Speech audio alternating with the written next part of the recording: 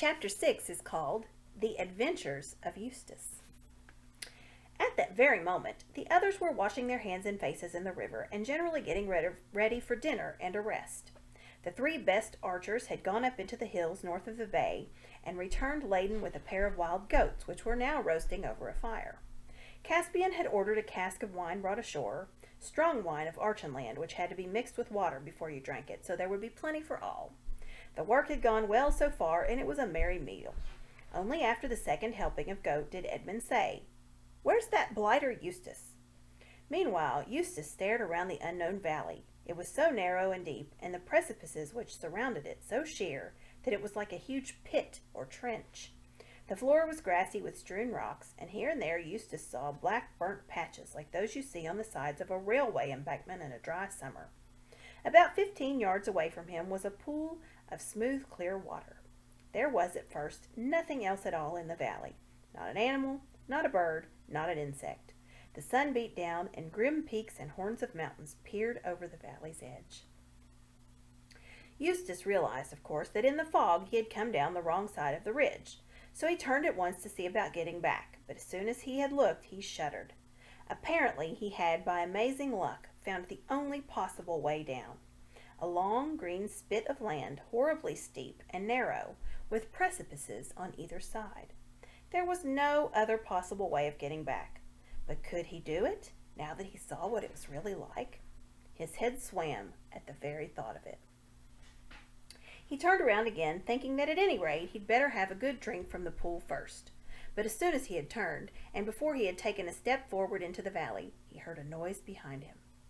It was only a small noise, but it sounded loud in the immense silence. It froze him dead still when he stood for a moment. Then he skewed around his neck and looked. At the bottom of the cliff, a little on his left hand, was a low, dark hole, the entrance to a cave perhaps. And out of this, two thin wisps of smoke were coming, and the loose stones just beneath the dark hollow were moving. That was the noise he had heard, just as if something were crawling in the dark behind them. Something was crawling, and worse still, something was coming out. Edmund or Lucy or you would have recognized it at once, but Eustace had read none of the right books.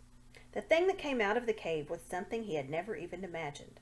A long lead-colored snout, dull red eyes, no feathers or fur, a long lithe body that trailed on the ground, legs whose elbows went up higher than its back like a spider's, cruel claws, bat wings that made a rasping noise on the stone, yards of tail, and the lines of smoke were coming from its two nostrils.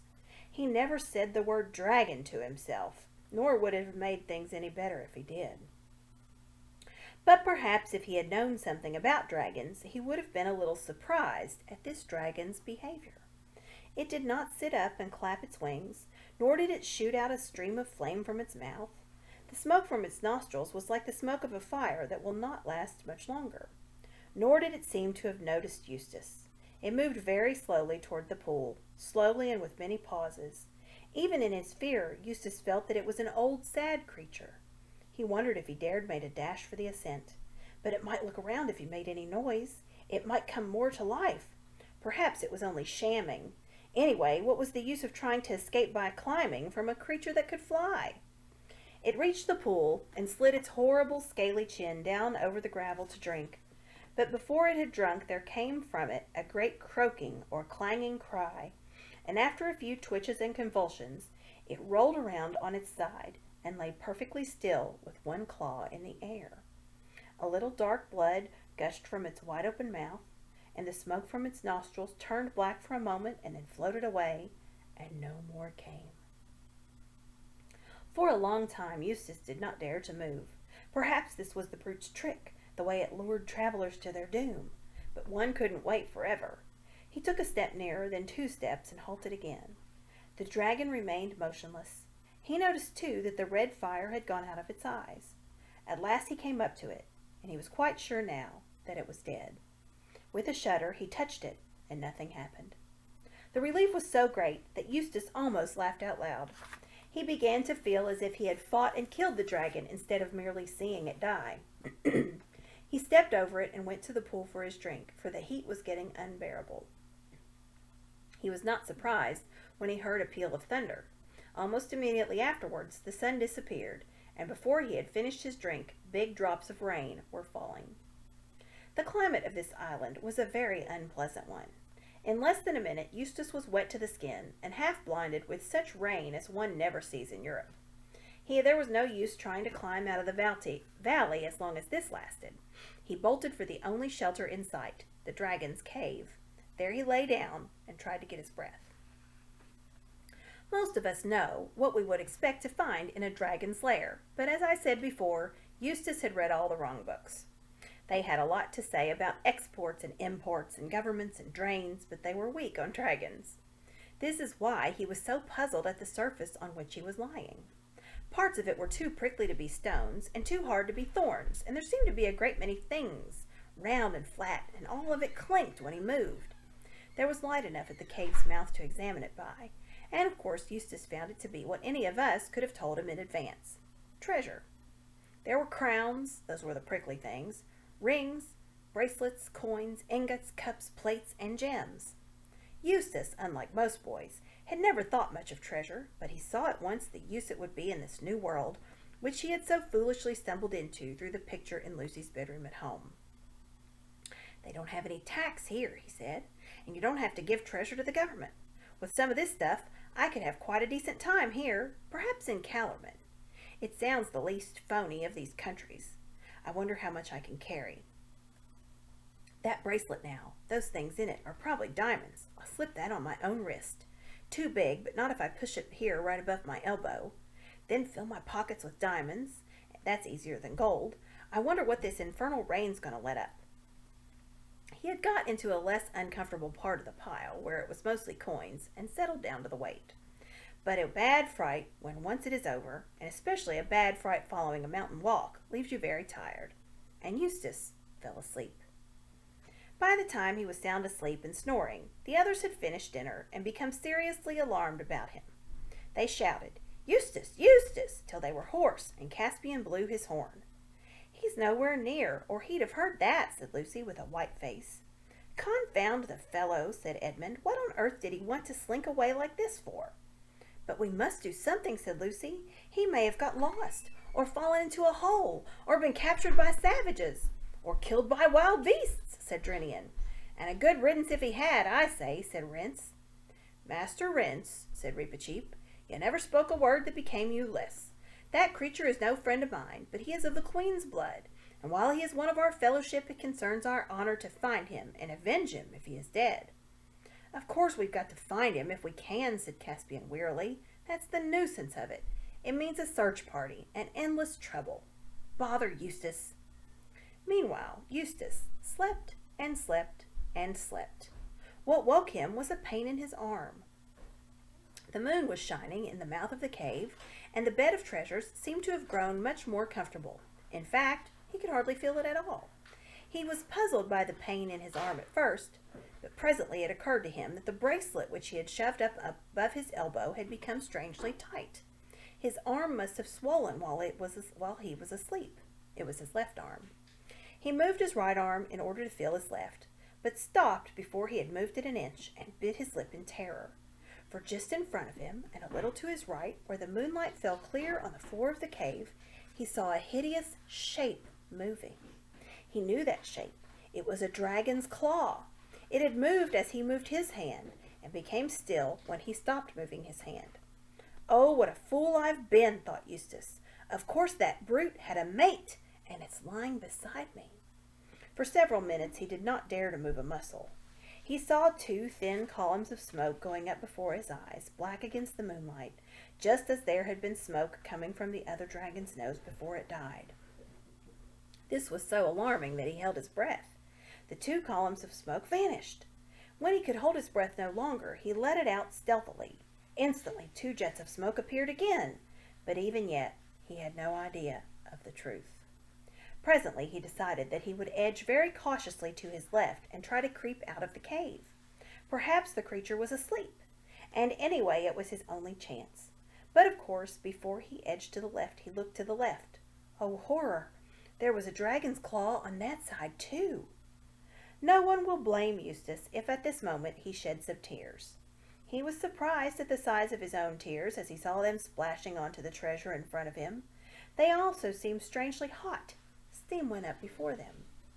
But there was no good crying. He must try to crawl out from between the two dragons. He began extending his right arm.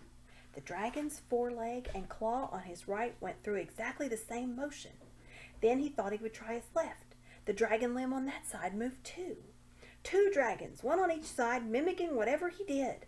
His nerve broke, and he simply made a bolt for it. There was such a clatter and rasping and clinging of gold and grinding of stones as he rushed out of the cave that he thought they were both following him. He didn't dare look back. He rushed to the pool. The twisted shape of the dead dragon lying in the moonlight would have been enough to frighten anyone, but now he hardly noticed it. His idea was to get into the water.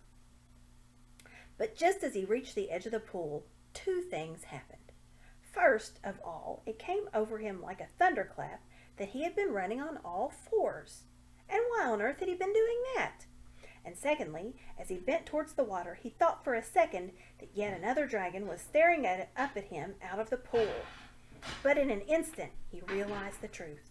The dragon face in the pool was his own reflection. There was no doubt of it. It moved as he moved. It opened and shut its mouth as he opened and shut his mouth. He had turned into a dragon while he was asleep. Sleeping on a dragon's hoard with greedy dragonish things in his heart, he had become a dragon himself. That explained everything. There had been no 2 dragons beside him in the cave. The claws to the right and left had been his own right and left claw. The 2 columns of smoke had been from his own nostrils. As for the pain in his left arm, or what had been his left arm, he could now see what had happened by squinting with his left eye. The bracelet, which had fitted very nicely on the upper arm of a boy, was far too small for the thick, stumpy foreleg of a dragon. It had sunk deeply into his scaly flesh, and there was a throbbing bulge on each side of it. He tore at the place with his dragon's teeth, but could not get it off. In spite of the pain, his first feeling was one of relief. There was nothing to be afraid of any more. He was a terror himself, and nothing in the world but a knight, and not all of those, would dare to attack him. He could get even with Caspian and Edmund now. But the moment he thought this, he realized that he didn't want to. He wanted to be friends. He wanted to get back among humans and talk and laugh and share things.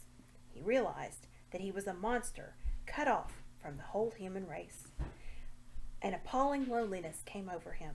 He began to see that the others had not really been fiends at all. He began to wonder if he himself had been such a nice person as he had always supposed. He longed for their voices. He would have been grateful for a kind word, even from Reepicheep. When he thought of this, the poor dragon that had been Eustace lifted up its voice and wept. A powerful dragon crying its eyes out under the moon in a deserted valley is a sight and a sound hardly to be imagined. At last he decided he would try to find his way back to the shore. He realized now that Caspian would never have sailed away and left him, and he felt sure that somehow or other he would be able to make people understand who he was. He took a long drink, and then, I know this sounds shocking, but it isn't if you think it over, he ate nearly all of the dead dragon. He was halfway through before he realized what he was doing, for you see, though his mind was the mind of Eustace, his tastes and digestion were dragonish. And there is nothing a dragon likes so well as fresh dragon. That is why you seldom find more than one dragon in the same country. Then he began to climb out of the valley. He began the climb with a jump, and as soon as he jumped, he found he was flying. He was quite forgotten about his wings, and it was a great surprise to him, the first pleasant surprise he had had in a long time. He rose high into the air and saw innumerable mountain tops spread out beneath him in the moonlight. He could see the bay like a silver slab, and the dawn treader lying at anchor, and campfires twinkling in the woods beside the beach. From a great height he launched himself down towards them in a single glide. Lucy was sleeping very soundly, for she had sat up till the return of the search party in the hopes of good news about Eustace. It had been led by Caspian, and had come back late and weary. Their news was disquieting. They found no trace of Eustace, but had seen a dead dragon in a valley. They tried to make the best of it, and everyone assured everyone else that there were not likely to be more dragons about, and that one which was dead at about 3 o'clock that afternoon, which was when they had seen it, would hardly have been killing people a few hours before. Unless it ate the little brat and died of him, he'd poison anything, said Rents. but he said this under his breath, and no one heard him. But late in the night Lucy was awakened very softly, and found the whole company gathered close together and talking in whispers. "What is it?" said Lucy. "We must all show great constancy," Caspian was saying. "A dragon has just flown over the treetops and alighted on the beach. Yes, I am afraid it is between us and the ship, and arrows are no use against dragons, and they're not at all afraid of fire." "With your majesty's leave," said Reepicheep. "No, Reepicheep," said the king very firmly. "You are not to attempt a single combat with it, and unless you promise to obey me in this matter, I will have you tied up. We must keep close watch, and as soon as it is light, go down to the beach and give it battle.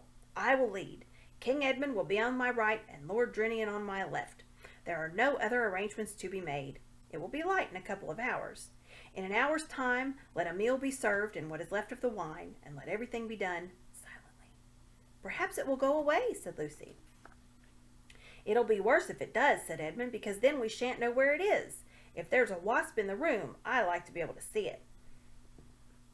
The rest of the night was dreadful, and when the meal came, though they knew they ought to eat, many found they had very poor appetites. And endless hours seemed to pass before the darkness thinned and the birds began chirping here and there, and the world got colder and wetter than it had been all night, and Caspian said, "Now for it, friends." They got up, all with swords drawn, and formed themselves into a solid mass with Lucy in the middle and Reepicheep on her shoulder. It was nicer than the waiting about, and everyone felt fonder of everyone else than at ordinary times. A moment later they were marching. It grew lighter as they came to the edge of the wood, and there on the sand, like a giant lizard or a flexible crocodile or a serpent with legs, huge and horrible and humpy, lay the dragon. But when it saw them, instead of rising up and blowing fire and smoke, the dragon retreated. You could almost say it waddled back into the shallows of the bay. "What's it wagging its head for like that?" said Edmund. "And now it's nodding," said Caspian. "And there's something coming from its eyes," said Drinian. "Oh, can't you see?" said Lucy. "It's crying. Those are tears."